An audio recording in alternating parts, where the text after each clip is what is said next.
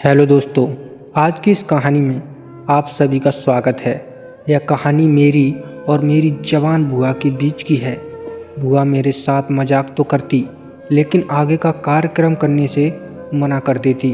अपनी बुआ को जब भी मैं देखता तो मुझसे रुका नहीं जाता। मेरा नाम दीपक है। मैं अभी पढ़ाई करता हूँ और मेरी उम्र अभी मात्र 18 साल है। मेरे घर में दादी दादा, मम्मी पापा, मैं और मेरी बहन रहती है। मेरी बुआ मुझसे 2 साल बड़ी है, लेकिन उनकी लंबाई मेरी ही जितनी है। मैं एक गरीब घर से ताल्लुक़ रखता हूँ, जिसकी वजह से मेरी बुआ की पढ़ाई हो चुकी है और अब वह सिलाई का काम कर रही है।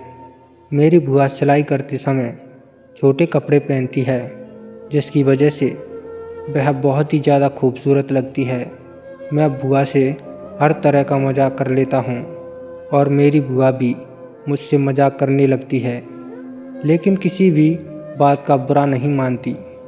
एक दिन बुआ से मैं मजाक में कहा कि बुआ चलो कहीं घूमने चलते हैं।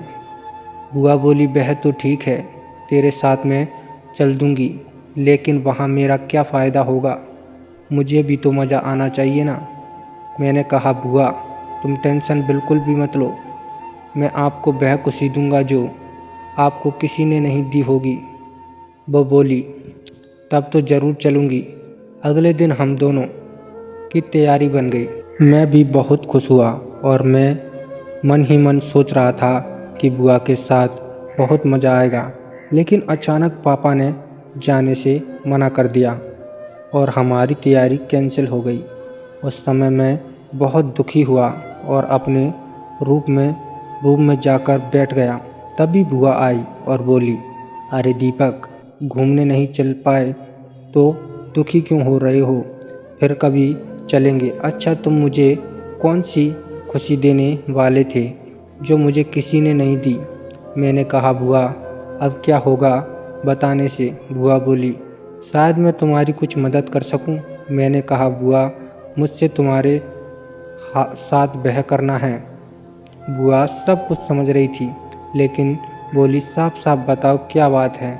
मैंने कहा बुआ जो शादी के एक दिन बाद होता है, मुझे ब्याह करना है। बुआ बोली पागल तो नहीं हो गया दीपक, मैं तुम्हारी बुआ हूँ, तुम मेरे साथ ऐसा करना चाहते हो? मैंने कहा बुआ हम लोग तो कर सकते हैं ना, किसी को थोड़ी पता चलेगा। बुआ को मैंने इतना समझाया, लेकिन बुआ ने करने से मना कर दिया। फिर मैंने सोचा कि बुआ को शायद ये सब पसंद नहीं है, इसलिए मैंने आगे कुछ भी नहीं कहा। लेकिन मेरी बुआ मुझसे मजाक उसी तरह से करती। बुआ जब भी मुझे देखती तो वह हंसने लगती, तो मुझे थोड़ा अजीब लगने लगा। मुझे कुछ समझ नहीं आ रहा था कि मैं क्या करूं और कुछ बुआ को कैसे समझाऊं। फिर मैंने सोचा कुछ तो बात है जिसकी वजह से बुआ मना कर रही है। एक दिन बुआ सिलाई कर रही थी, तो मैं बुआ का फ़ोन चेक करता हूँ। जैसे ही मैं फ़ोन खोलता हूँ और मैसेज पढ़ने लगता हूँ तो मैं चौंक जाता हूँ। मैसेज में बुआ उल्टी सीधी फ़ोटो और बातें लिखी थी। मैं बुआ को बहुत शरीफ समझता था, लेकिन वह तो एक नहीं बल्कि दो लड़कों से बात करती है। मैंने सोचा बुआ को यही दिखाकर राज़ी करूँगा, लेकिन बुआ तुरंत ही अपना फ़ोन ले लेती है और पासवर्ड बदल देती है। मैं सोच में पड़ गया कि किस तरह से मैं अपनी बुआ को मनाऊँगा। एक दिन जब स्कूल की छुट्टी थी तो मैं बैठे बैठे फ़ोन चला रहा था। उसी समय मेरी बुआ नहाने चली जाती है, तो अचानक मेरे मन में ख्याल आता है और बुआ को किस तरह से मना सकता हूँ। अगले दिन मैं स्कूल नहीं गया और बुआ के नहाने से पहले ही मैं बाथरूम में जाकर फ़ोन रख देता हूँ। बुआ को बिल्कुल भी नहीं पता चल रहा था कि उनके साथ क्या हो रहा है। जब बुआ बाथरूम से निकलकर आई उसके बाद मैं अपना फ़ोन चेक करता हूँ और वीडियो देखकर बहुत खुश हो जाता हूँ। फिर मैं उसी रात बुआ के फ़ोन में वह वीडियो भेज देता हूँ। जैसे ही बुआ उस वीडियो को देखती है तो एकदम से चौंक जाती है और बोलती है कि दीपक वह वीडियो डिलीट कर दो। मैंने बुआ से कहा कि बुआ केवल एक मौका दो, मैं फेल हो जाऊं तो कहना। बड़ी मुश्किल से बुआ ने मुझे एक मौका दिया और उसी समय अपने बिस्तर पर मुझे बुलाया। जब मैं बुआ के कमरे में गया तो देखा कि बुआ नई ड्रेस पहनकर लेटी है, जिसकी वजह से बाहर से मैं सब कुछ देख पा रहा था। फिर मैं बुआ से चिपक गया और मजाक करने लगा। बुआ बोली, तुम तो सच में मुझे सुख दे सकते हो। अब बुआ को भी बहुत मज़ा आ रहा था और मुझे भी बहुत अच्छा लग रहा था। बुआ बोली, अब से तुम मेरा और मैं तुम्हारी साथ दूंगी। मुझे सच में तुम्हारे साथ बहुत अच्छा लग रहा है। फिर बुआ मेरा साथ बराबर देने लगी। अब मैं जब भी कह देता हूँ तो बुआ तुरंत राज़ी हो जाती है और मुझे अपने पास बुला लेती है। इसी तरह 1 साल हो गए और किसी को कुछ भी नहीं पता चला।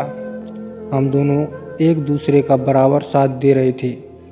एक दिन घर में बुआ की शादी की बात चल रही थी, जिसे सुनकर मैं बहुत ही दुखी हुआ। फिर